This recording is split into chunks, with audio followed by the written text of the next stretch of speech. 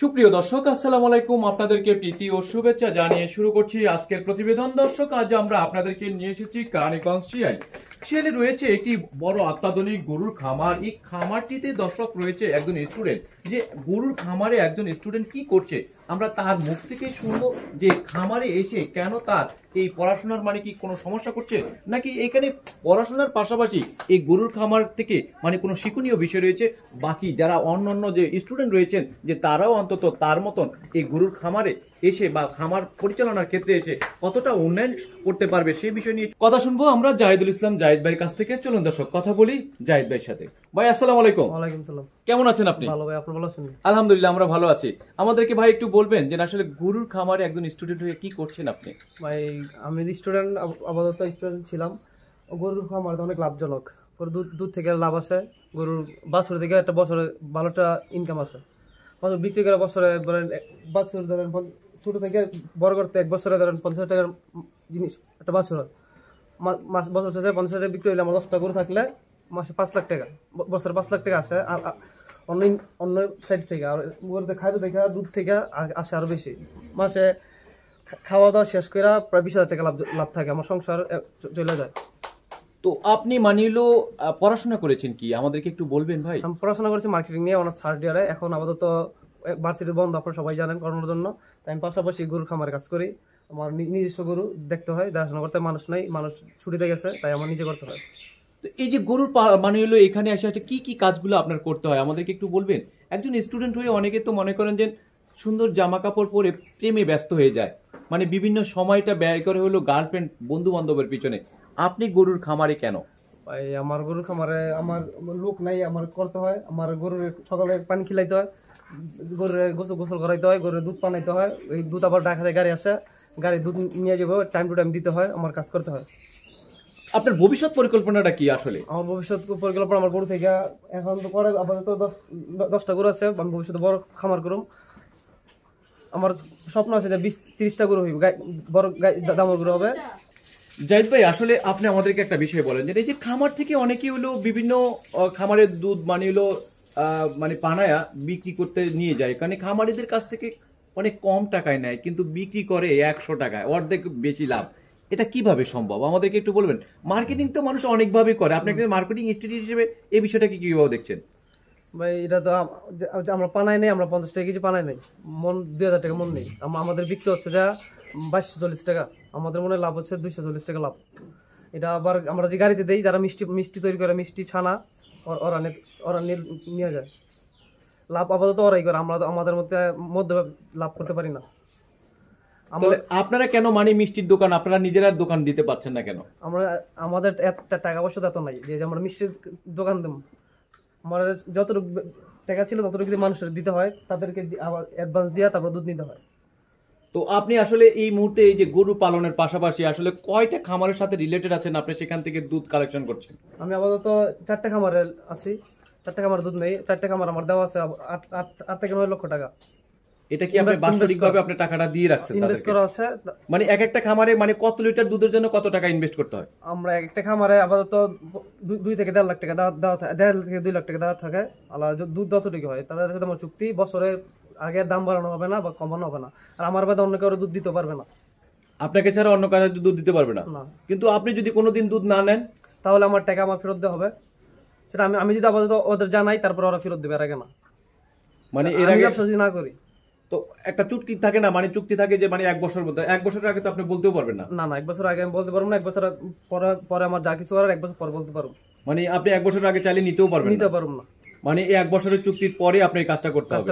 তো এই বিষয়টা আপনি আসলে মার্কেটিং তো মানুষের অনেক ধরনের মার্কেটিং করে, আসলে বিভিন্ন প্রোডাক্টের উপরে মার্কেটিং এর বানিগুলো কাজ করে, বিভিন্ন মানে সেক্টরের মার্কেটিং এর কাজ করে, কিন্তু এই যে গরুর দুধের উপরে মার্কেটিং, এটাকে আপনি মানে কতটা লাভজনক মনে করছেন? এটা আমি অনেক লাভজনক মনে করি। এটা নিত্যদিনের টাকা আসে, আমাদের মাসে 40 থেকে 50 হাজার টাকা ইনকাম থাকে। এটার উপরে মাসে 40 থেকে 50 হাজার টাকা ইনকাম থাকে। আপনি এটাকে মানে লাভজনক ব্যবসা মনে করছেন? এটা অধিক লাভজনক। কিন্তু অনেক একজন মানে স্টুডেন্ট, আমরা থার্ড ইয়ার স্টুডেন্ট হয়ে মার্কেটিং স্টুডেন্ট পড়াশোনা করতেছেন, কিন্তু এই ভিতরে অনেকে চিন্তাই করে না যে মানে মার্কেটিং স্টুডেন্ট আমি পড়াশোনা শেষ করব তারপর চাকরি বাকরি, কিন্তু এই মার্কেটিং পড়াশোনা অবস্থানে থাকতেই আপনি আপনার এই ব্যবসায় লেগে গেলেন, টাকার মুখ দেখতে শুরু হয়ে গেল আপনার। আসলে আপনার পরিবারে আসলে মানে এই বিষয়টাকে কিভাবে দেখছেন? না, আমার পরিবার আমার সাপোর্ট দিছে, আমার পরিবারে আমার আর্থিক সমস্যা নাই, তারা আমার সাপোর্ট দিয়ে বলছে তোমার যা ভালো লাগে সেটাই করো। আমার মনে হলো যে আমি পরে চাকরি না করে নিজে চাকরি ব্যবসা করুম, এটাই ভালো। পরে চাকরি আমার ভালো লাগে না, আর আপাতত সরকারি চাকরি নিতে গেলে 10 থেকে 12 লাখ টাকা এমনি বুঝতে লাগে, তাই আমার সরকারি চাকরি আর ভালো লাগে না। 10 থেকে 12 লাখ টাকা দিয়ে আমি একটা চাকরি নেবো, সেটা আমার পছন্দ না। নিজে ব্যবসা করুম, নিজের মন মতো নিজে চলুম, মানে আমি পরের আন্ডারে কাজ করতে চাই না।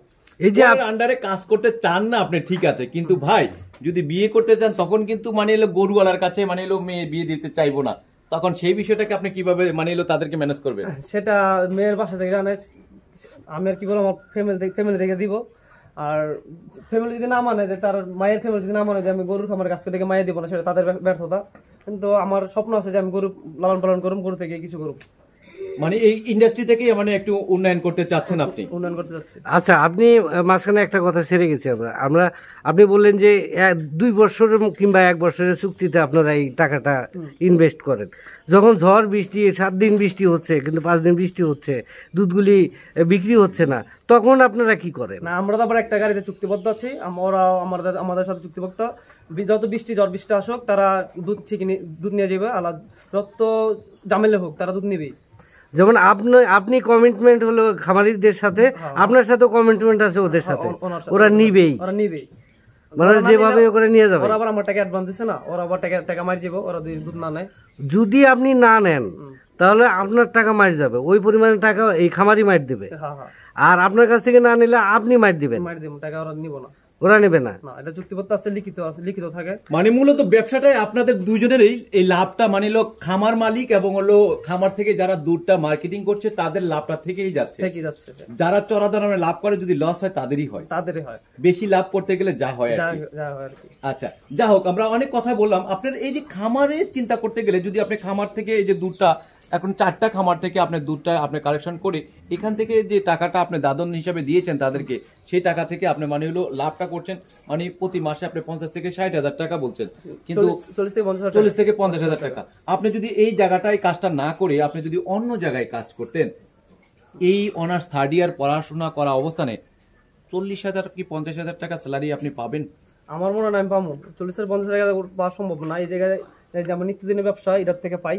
আর অনলাইনে আমি চাকরি লেগে অ্যাপ্লাই করছিলাম, সেটা নাও বইলা দিছে, আর টাকা চাইছে অনেক, 12 লাখ টাকা চাইছে, তাই আমার আর ভালো লাগে নাই। আমার বেতন বলছে যে 12 থেকে 13,000 টাকা দিবে। কিসের চাকরি 12 লাখ টাকা চাইছে?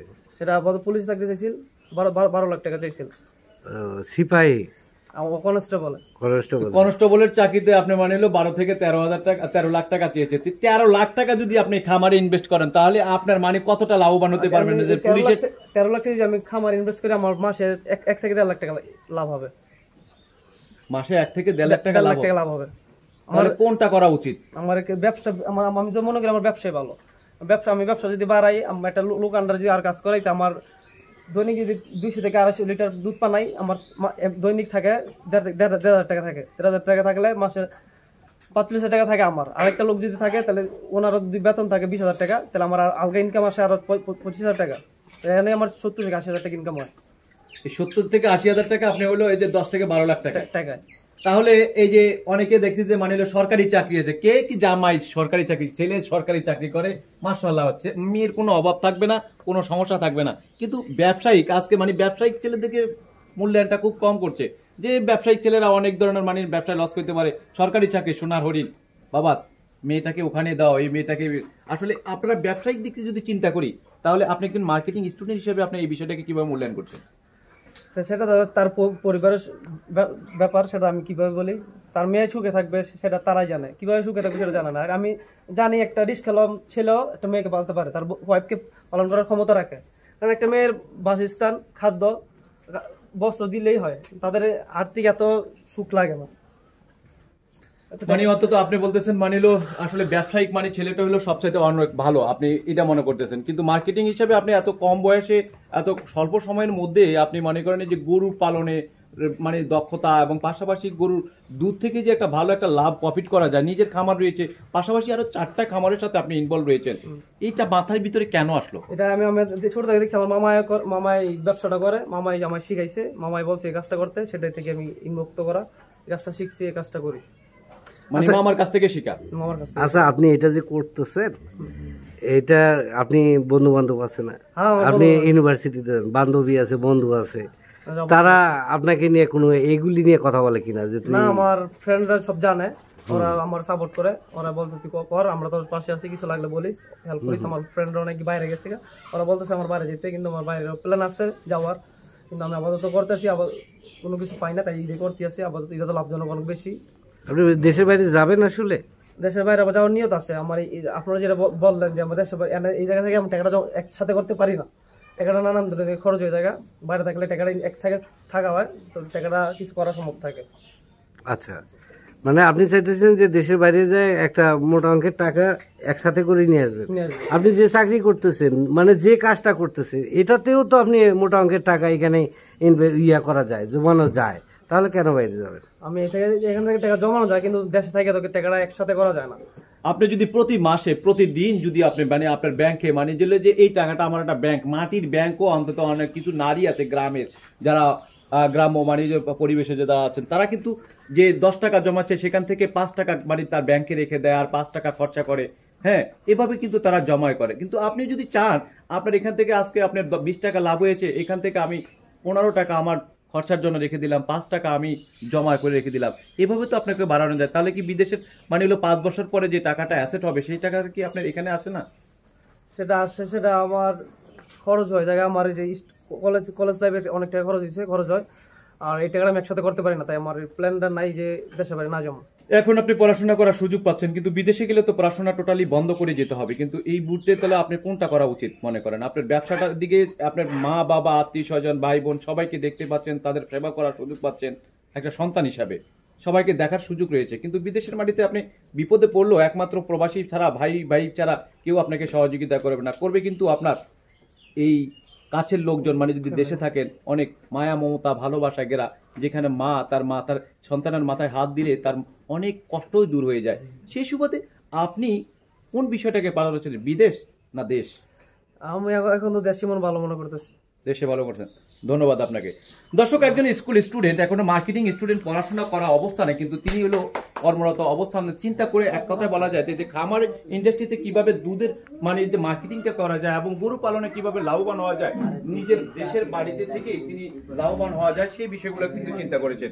দর্শক, ভালো থাকবেন, সুস্থ থাকবেন। আসলে আমরা প্রতিটা মানুষ যদি চিন্তা করি যে কোনো কাজকে অবহেলা না করে যে গরু পালন, আসলে গরু পালন করা বিষয়টা কি ধরনের, আসলে আপনারা একটা জিনিস চিন্তা করেন যে ছাদে এগুলো রয়েছে, অনেক বড় বড় খামারিরা রয়েছেন, তারা কোটি কোটি টাকা বিজনেস করছে এই গরুর খামার করে। যদি একটুখানি চিন্তা করি দর্শক, আমরা যে প্রতিটা কোরবানিতে কিন্তু আমরা মুসলমান ধর্মীয় মানে যারা আছি তারা সবাই কিন্তু যারা কোরবানি দেন তারা কিন্তু গরু কিনতে আপনারা মানে হাটে যান, তখন কিন্তু কোরবানি দেওয়ার জন্য গরু কিনে। তখন সেই সময়টা গরু কতটা চড়া দামে কিনতে হয়, একবারও কি চিন্তা করেছেন যে তখন গরু খামারিদের মানে গরুর যারা মালিক রয়েছেন তাদের কতটা মানে কদর থাকে ওই মুহূর্তটা? যদি একটু চিন্তা করি দর্শক, কোনো ব্যবসায় কিন্তু ফেলে দেওয়ার মতো না, এবং প্রতিটা ব্যবসা থেকে কিন্তু ব্যবসা মানে হলো ভালো লাভবান হওয়া যায় যদি একটুখানি মার্কেটিং সেক্টরটা যদি আপনাদের জানা থাকে, ভালো থাকে। দর্শক, ভালো থাকবেন, সুস্থ থাকবেন। পরিশেষে আপনাদের কাছে একটি কথা বলবো, আপনারা 5 ওয়াক্ত নামাজ পড়বেন এবং দিন শেষে ভালো কাজ করার চেষ্টা করবেন। ধন্যবাদ।